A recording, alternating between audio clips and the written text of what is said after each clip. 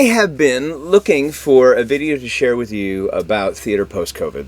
I have not found one that is concise or that kind of speaks to what my experience and what I've been reading as a theater professional in the theater world. I'm going to give you a very brief state of the art in my estimation. I will say that I can certainly back it up with articles and things like that, but I just want to talk about it very briefly. So number one, we all went into our rooms, and also during that time we had a significant upheaval, sort of a reimagining, both in race and identity, but also in labor. Just theater artists in general who were running a rat race for years and years and years and years and years, and all of a sudden they had nothing. And that nothing created this sort of imagining of, well, maybe we don't have to do it the way that we've been doing it. And the industry shifted in a lot of different ways. There was something called a 10 out of 12 in technical rehearsals, when technicians would have to put in 10 hours of rehearsal with actors and directors, and then on either side of that 10 out of 12 have to do extra work in order to facilitate the next 10 out of 12. And that's something that the unions would allow. And post-COVID, there was a really big pushback to see, you know what, this is not an ethical practice.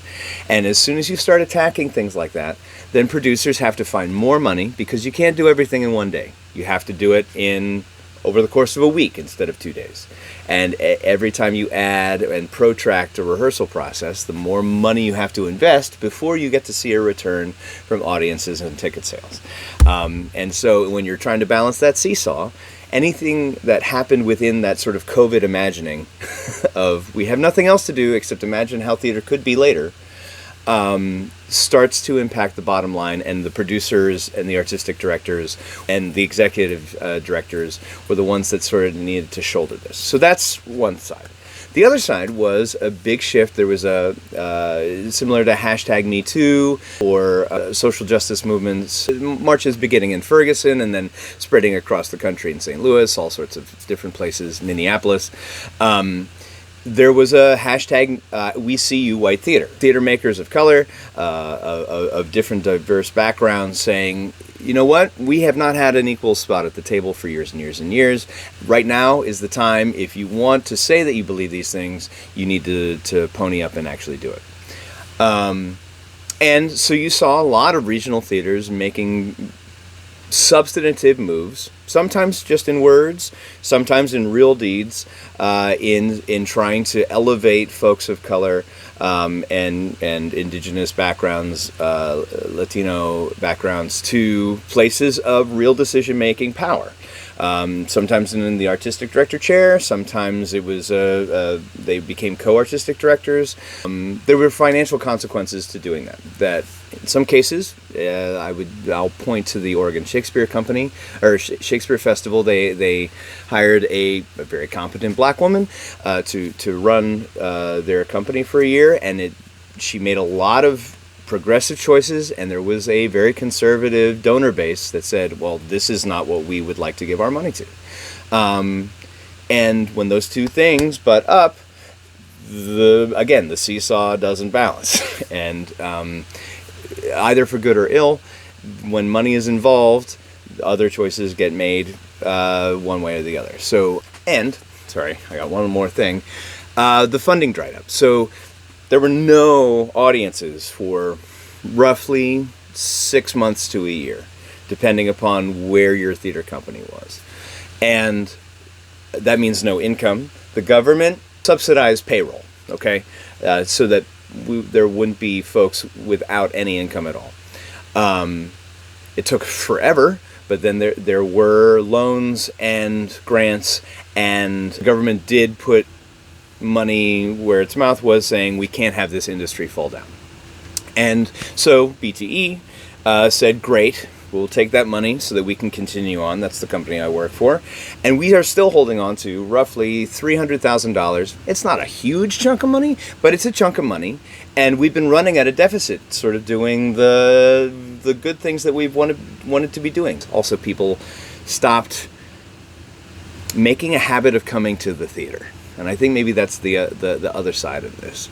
But anyway, to finish that thought, that's $300,000 that we need to pay back to the government, that we needed for a rainy day, and now that rainy day has gotten longer and longer and longer and longer. And there are a lot of theater companies that are dealing with a lot larger sums than $300,000. But because theater audiences are not returning, it's really hard to find titles that are giving people what they want when they want it right now, which is what these glowing boxes do that we hold in our hands all the time. And so as a theater company, when you're trying to make those decisions, that you know you got to fill the seats in order to pay all the people you need to pay, it's harder and harder to find titles that people go, oh, I want to see that. And even on Broadway, it takes a lot of word of mouth to get something that isn't an old Disney movie or a movie from the 90s, which is what we're seeing right now, sort of movies from the 90s being reimagined as theatrical productions.